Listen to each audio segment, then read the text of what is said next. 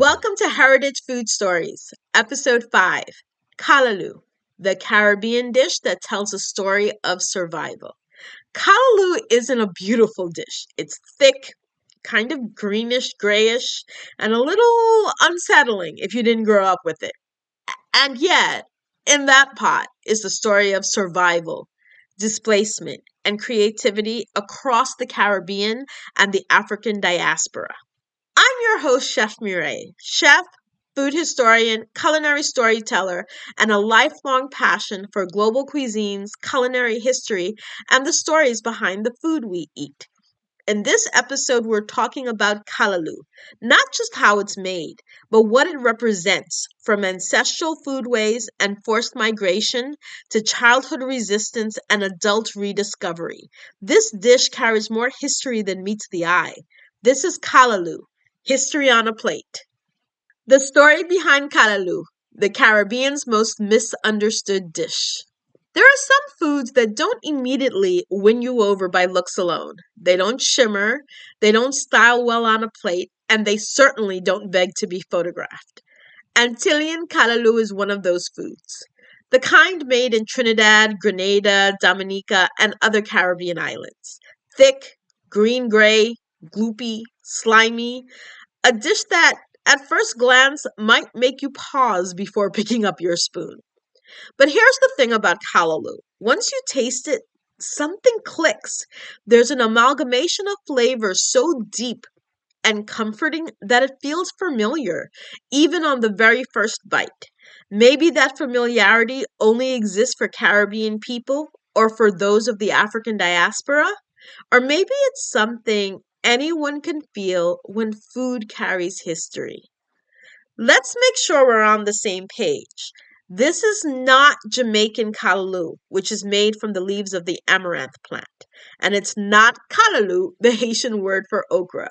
I'm talking about the green, gray, thick, almost sludge-like dish that doesn't care about aesthetics, but delivers on soul. So much of our culinary history comes from making something glorious and delectable out of humble ingredients. Ingredients deemed inferior by colonizers and slave masters.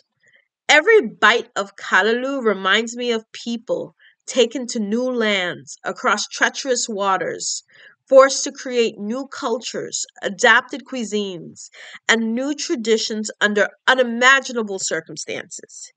In every spoonful lies the sweat of my ancestors, cutting sugarcane, harvesting cacao, tending coffee, finding ways to survive, nourish themselves, and build community.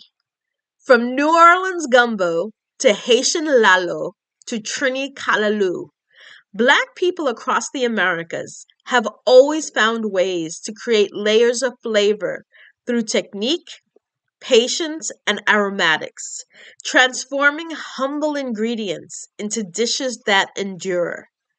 In modern times, many people denigrate the use of ingredients like cow foot, pickled pigtails, and salted preserved meats. They question why so many dishes of the African diaspora rely on these less desirable parts of the animal. I think it's incredible. Incredible ingenuity, incredible creativity, incredible culinary intelligence. These are recipes that have stood the test of time, passed down generation to generation, because they are delicious, resourceful, and deeply rooted in history. Before we dive into how callaloo is made, I should admit something. Callaloo and I did not always have the loving relationship we share today. And I don't think my story is unique.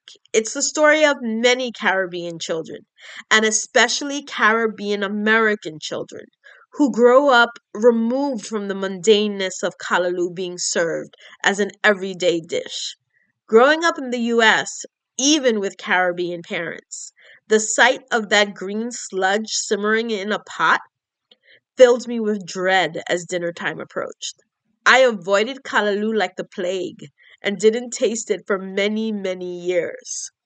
Who else can relate? It wasn't until I became deeply immersed in culinary history through my work that I decided to try callaloo again. after nearly 2 decades of avoiding it. This time with a deeper understanding of Caribbean history and the displacement of Black people. It tasted different. I tasted the sun, the heat, the warmth of Caribbean people. My reintroduction came in Dominica when I first tried crab callaloo in soup form. Crab callaloo has since replaced mountain chicken as Dominica's national dish after the crapaud frog became endangered. When I returned to the United States, I started making callaloo myself. Today, it's one of my favorite Caribbean vegetable dishes and often makes an appearance at Sunday dinner. So, what exactly is callaloo and how did it come to be? The history of dasheen in the Caribbean. The primary ingredient in Antillean callaloo is taro leaves, known throughout the Caribbean as dasheen bush.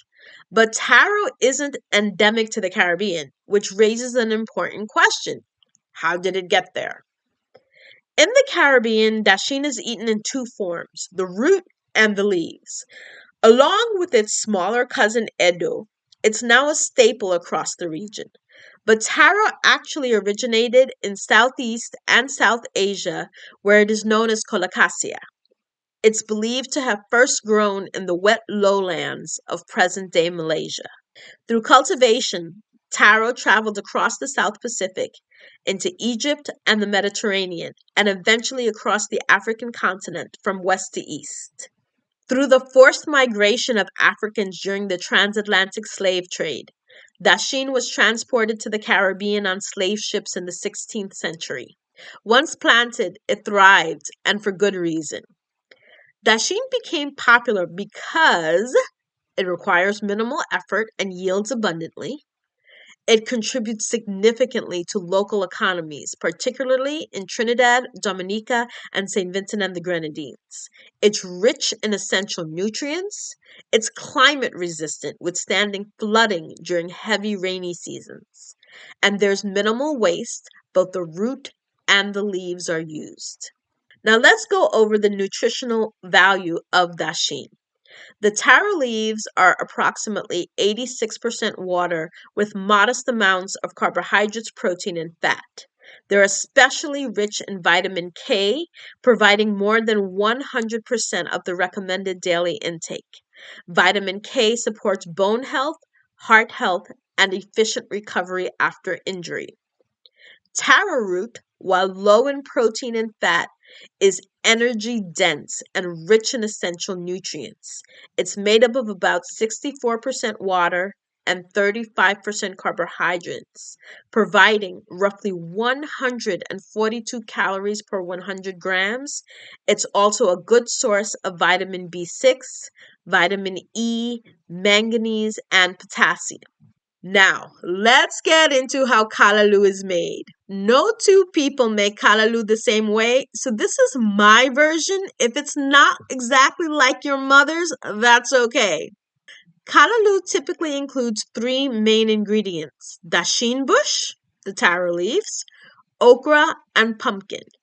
The heart-shaped taro leaves are chopped along with the okra and pumpkin, then combined with flavor-building vegetables and aromatics like celery, carrot, garlic, and thyme.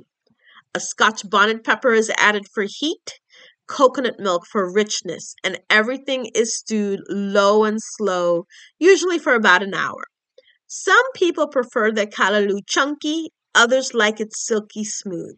You can puree half or all of it and return it to the pot for a luscious, creamy texture, or enjoy it rustic as is. You can make it vegetarian, but additions like crab, pig's feet, or salted meats are common. If you're looking for a Caribbean dish with history in every bite, look no further. Are you seeing callaloo in a new light? Are you ready to try it? Maybe it didn't look appealing before, but now maybe you're ready to decolonize your plate. Thanks for listening today. You'll find the full article and related resources linked in the show notes. For more stories where food meets history and culture, subscribe to my newsletter on Substack. I'm Chef Mireille. See you in the next episode.